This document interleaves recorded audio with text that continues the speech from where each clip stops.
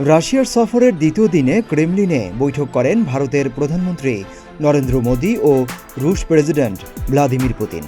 এই বৈঠকে দুদেশের বাণিজ্য ও অর্থনৈতিক বিভিন্ন ইস্যু নিয়ে আলোচনা করেন তারা।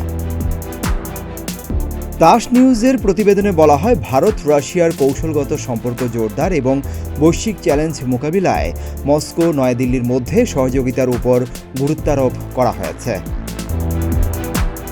এছাড়াও ইউক্রেন যুদ্ধ, সমসাময়িক নানা আঞ্চলিক এবং আন্তর্জাতিক বিষয় নিয়েও আলোচনা করেন দুই নেতা।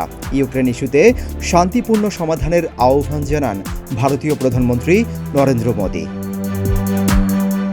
বিশ্লেষকরা বলছেন, ইউক্রেন যুদ্ধকে কেন্দ্র করে যুক্তরাষ্ট্র, ব্রিটেন, জাপান সহ বিশ্বের শক্তিশালী দেশগুলির তিরস্কার শুনতে হয়েছে রাশিয়াকে। এমনকি বহু ক্ষেত্রে নিষেধাজ্ঞাও জারি করা হয়েছে। তবে আমেরিকার চোখ রাঙানি থাকার পরেও রাশিয়ার সঙ্গে বন্ধুত্ব নষ্ট করতে চায়নি ভারত। আর এ কারণেই মোদি ও পুতিনের বন্ধুত্বে আগুন জ্বলছে পশ্চিমাদের মনে। কূটনীতিকরা বলছেন, পশ্চিমাদের সাথে রাজনীতির নতুন এক খেলায় মেতে উঠেছেন রুশ নেতা ভ্লাদিমির পুতিন। উত্তর কোরিয়া চীনকে কাছে টানার পর এবার ভারতের দিকে নজর রুশ নেতার। তৃতীয় মেয়াদে ভারতের প্রধানমন্ত্রী হয়ে প্রথম বিদেশ সফর হিসেবে তিনি বেছে নিলেন রাশিয়াকেই। কিন্তু কেন? এর পেছনে রয়েছে দুই দেশের প্রতিরক্ষার বিষয়টি।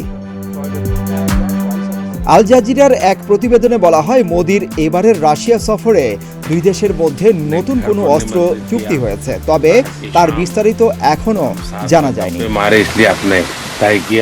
সাম্প্রতিক সময়ে ভারত তাদের প্রতিরক্ষা ক্রয় বহুমুখী করার চেষ্টা করছে, তবে রুশ কোম্পানিগুলো এখনও ভারতের প্রতিরক্ষা শিল্পকে দ্রুত গতিতে বেড়ে উঠতে সহায়তা চালিয়ে যাচ্ছে। মোদির মস্কো সফরের আগে রুশ রাষ্ট্রীয় রপ্তানি প্রতিষ্ঠান রসটেকটি 90 ট্যাঙ্কের জন্য ভারতের সঙ্গে চুক্তি করেছে। দুই দেশের প্রতিরক্ষা সহযোগিতার উদাহরণ হিসেবে ব্রাহ্মোস সুপারসোনিক অ্যান্টিশিপ ক্ষেপণাস্ত্রটির কথা তুলে ধরা যায়। এটি ভারতীয় সশস্ত্র বাহিনীর জন্য যৌথভাবে ভারতীয় ও রুশ প্রকৌশলীর নকশা করেছিলেন এবং তা 2001 সালে প্রথম পরীক্ষা করা হয়েছিল। বিশ্লেষকরা বলছেন, রাশিয়া ইউক্রেন যুদ্ধ চলছে 2 বছরেরও বেশি সময় ধরে। এ কারণে রাশিয়ার অর্থনীতি এখন যুদ্ধকালীন অর্থনীতিতে রূপ নিয়েছে। এজন্য পুতিনকে উত্তর কোরিয়া ও ভিয়েতনামের মতো দেশের সহযোগিতা নিতে হচ্ছে। দুটি দেশেই রাশিয়াকে অস্ত্রশস্ত্র সহযোগিতা করছে বলে অভিযোগ রয়েছে। রাশিয়া আশা করছে উত্তর কোরিয়া, ভিয়েতনামের পাশাপাশি ভারতের শিল্প খাত তাদের প্রয়োজনীয় সরঞ্জাম দিতে পারবে, যাতে তারা ইউক্রেনকে হারাতে পারে।